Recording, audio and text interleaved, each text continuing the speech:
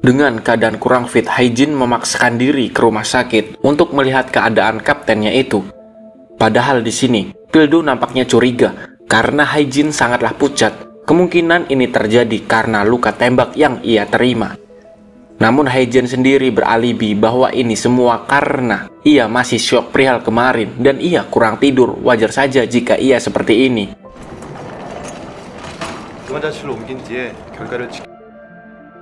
Di sisi lain, Tae-ju memberi laporan perihal Kapten Gi-ho yang selamat, lantaran telah diselamatkan ketika sebuah tembakan terlontar. Itu jadi daya pacu polisi untuk mengecek. Dan di sana juga ia melihat Hae-jin yang hadir setelah dirinya. Dan kemungkinan jikalau Kapten Gi-ho selamat berarti Hae-jin tahu yang seluruh faktanya. Karena kemungkinan itu, Tae-ju meminta izin untuk mengeksekusi Hae-jin. Namun di sisi ketua Choi Mujin, kita sebut saja Mujin lah ya, ia hanya terdiam dan bimbang, karena sebenarnya ia sangat sayang pada Hae-jin, entah dianggap sebagai anak atau merasa jatuh hati. Dan pemikiran Tae-ju saat itu, jika jawaban yang ia terima adalah hening, maka ia akan menjalankannya.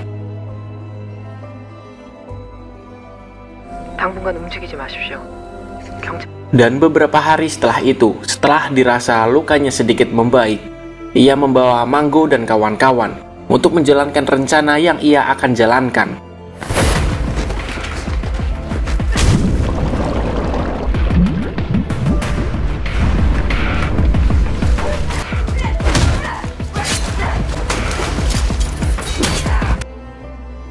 Namun daya pacu yang dipenuhi dengan rasa dendam membuat Hae-jin memaksimalkan adrenalinnya. Para eksekutor sendiri dibuat macam ayam sayur di hadapannya, hingga tersisalah dirinya dan Tae-ju, si tangan kanan Mujin yang akan duel. Dan di sini Tae-ju mengungkapkan fakta tentang apa yang sebenarnya terjadi. Dan sebenarnya Tae-ju sudah tahu apa saja yang telah terjadi. Dan Tae-ju sendiri sebenarnya dari awal sudah memperingatkan Hae-jin. Namun Hae-jin tidak peka akan hal itu, dan duel pun terjadi.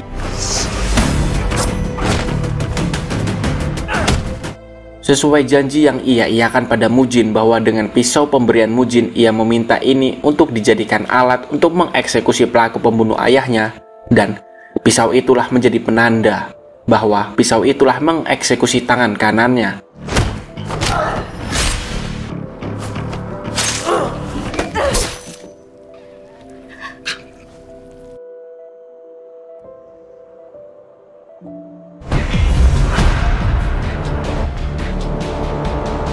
Setelah membereskan semuanya, Hae-jin diminta ke kantor. Ia mendapatkan info bahwa Mujin dengan sadar menyerahkan diri. 다들 자기가 특별하다고 생각하지. 근데 자세히 들여다보면 포식자. 먹느냐 먹히느냐지. 넌 어떨 거 아니야? 그렇게 할 수 있을까? Hae-jin dengan raut wajah menahan amarah bertanya kenapa ia melakukan ini. Ia pun akan bersumpah bahwa Mujin akan menanggung seluruh resikonya dan tidak akan bisa keluar dari kasus ini. 위치 알려주고 수사 정도는 당신을 풀어내주지 못해. 이러는 걸 확실히 받고.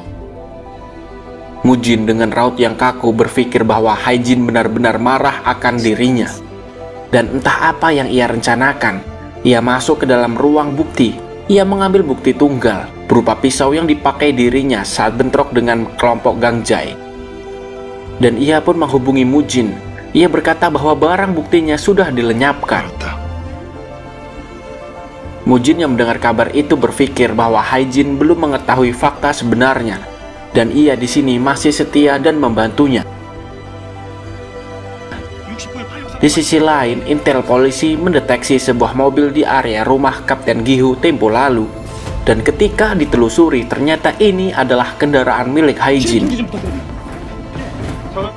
Mereka semua pun berasumsi bahwa Hae-jin lah pelaku penusukan itu.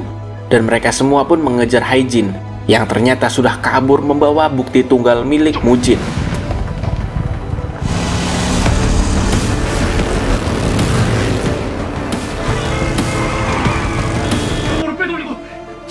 Seluruh orang kaget, tidak menyangka kenapa ini bisa terjadi.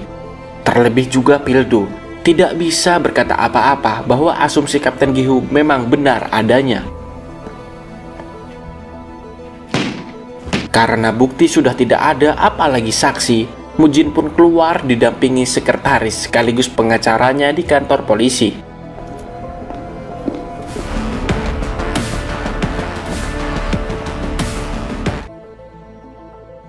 오형사를 시험하기 위해서 죽이기엔 아까운 아이거든. 그럼 만든 거야?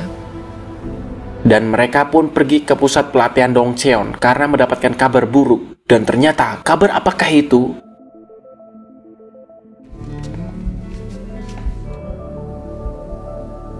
날 죽이려고 부려줬구나.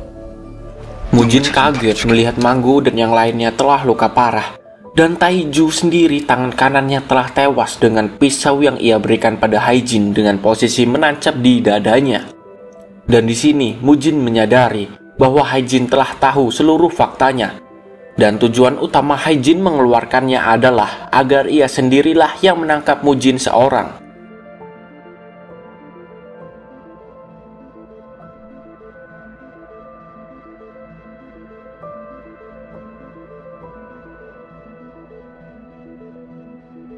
Shin pun berpindah. Haijin sendiri membawa abu ayahnya. Ia pun menyandingkan abu itu bersama abu ibunya. Dan di sini, ia meminta maaf bahwa ia telah salah menilai ayahnya itu. Ia pun pulang dan merencanakan sesuatu. Namun ketika keluar dari area pemakaman, ia malah berpapasan dengan Pildo, yang kebetulan juga sedang mencarinya. Dan alhasil, aksi kejar-kejaran pun terjadi. Karena faktor lalu lintas yang tidak menentu, membuat Haijin nekat lewat area persawahan. Dan benar saja, dengan kontur tanah yang tidak rata membuat ia terjatuh. Dan alhasil ia pun tertangkap dan dibawa ke kantor polisi. 더 이상 나 시험하지 마라.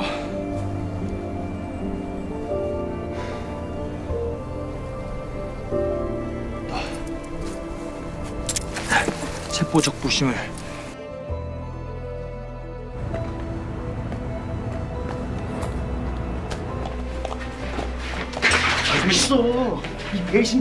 Mendengar kabar bahwa Haijin telah tertangkap, dengan rasa kolot, Mujin meminta sekretarisnya untuk mengeluarkan Haijin. Entah apa yang ia rencanakan. Apakah ini sebuah penebusan karena kesalahan selama ini? Dan memang kemungkinan Haijin keluar memanglah besar, karena terlihat juga di waktu yang sama Kapten Gihu siuman dari masa kritisnya. Episode 7 film My Name pun selesai.